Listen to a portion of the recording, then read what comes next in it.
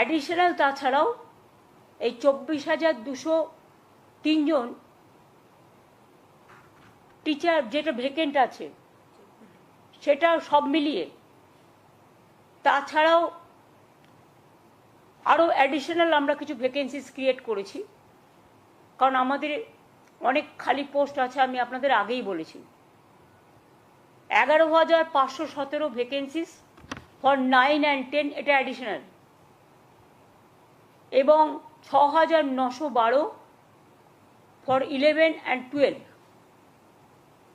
টিচারদের জন্য এক্সট্রা পোস্টও করা হচ্ছে। আর 571 জনের জন্য গ্রুপ সি এবং 1000 গ্রুপ ডির জন্যও করা হচ্ছে। তাহলে total vacancies propose to B filled up 44,203। মোট ভ্যাকেন্সিস 44,203। ক্লাস 9-10 চাকরিহারাদের নিয়ে 23,212, ক্লাস 11-12 চাকরিহারাদের নিয়ে 12,514, গ্রুপ সি 2,989, মানে যারা অনলাইনে অ্যাপ্লিকেশন করতে পারবেন 16 জুন পর্যন্ত। Last date of online application 14 জুলাই করা হয়েছে, হাতে সময় রাখা হয়েছে যাতে রিভিউ হতে যদি টাইমটা বেশি লাগে, সেই জন্য আমরা ইচ্ছা করেই 2 মাস হাতে টাইম রেখেছি। পাবলিকেশন অফ প্যানেল আমরা 15ই নভেম্বর করেছি, কারণ আমাদের ডিসেম্বরের মধ্যে করতে বলেছে। আর কাউন্সেলিং যেটা কমেন্সমেন্ট হবে সেটা 20 নভেম্বর। এখানে যা হয় সিস্টেম অনুযায়ী, যেহেতু কোর্ট বলে দিয়েছে, আমরা কিন্তু বলছি না, এটা কোর্টের order. Written test, scrutiny, challenge, result publication, interview etcetera shall be completed in the mean time.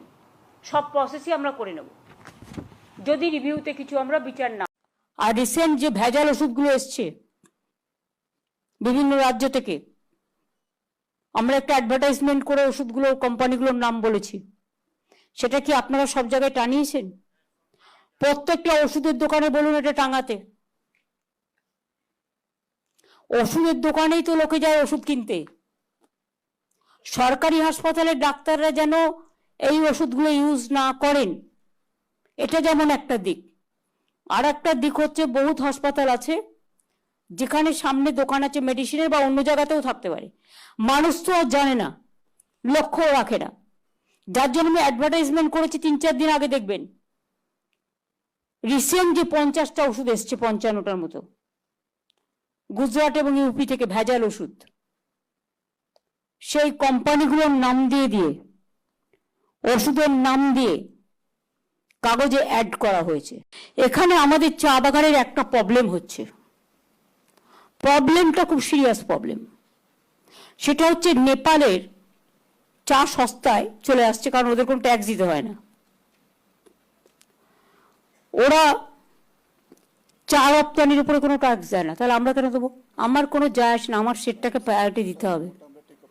আমরা একই জায়গায় থাকছি, অথচ আমার লোকেরা 1 গ্লাস জল খাবে, ওরা 5 গ্লাস জল খাবে, এটা তো হয় না। আমরা তাদেরও ভালো চাই, ওরাও আমাদের ভালো চাইবে। আমরা এটা হ্যান্ডেল করো, কারণ আমাদের রপ্তানির ক্ষেত্রে 40% আমাদের দিতে হচ্ছে, আর ওরা কিন্তু কিছু দিচ্ছে না। ফলে ওদের চাটা চলে আসছে এখানে, আর ফলে আমাদের চা যারা বিক্রি করছে তাদের মধ্যে অনেক ডিফেকশন থাকছে, এটা ঢুকে যাচ্ছে, মিশিয়ে দিচ্ছে। সুতরাং এটা তোমাদের যে মেকানিজম, আমি অলরেডি লেবার ডিপার্টমেন্টকে বলেছিলাম, প্লিজ টেক অল কেয়ার। এবং টি বোর্ডকে বলো, টি বোর্ডে তো বেঙ্গলের একজন কাডার আছে, ওটা শুনবে কিনা আমি জানি না। প্লাস আমার এখানে ঢুকে যাচ্ছে বাজে চা, আর গিয়ে দার্জিলিং চায় মিশিয়ে দিচ্ছে, ফলে দার্জিলিং চায়ের ব্র্যান্ড নষ্ট করে দিচ্ছে। তার সেন্ট্রাল গভর্নমেন্ট এইটি কেন নেপালের সাথে করবে, যে ওরা বিনা পয়সায় ট্রেড করবে আর আমাদের ট্যাক্স দিতে হবে? This is wrong. Darjeeling branding ওরা বিক্রি করতে পারে না।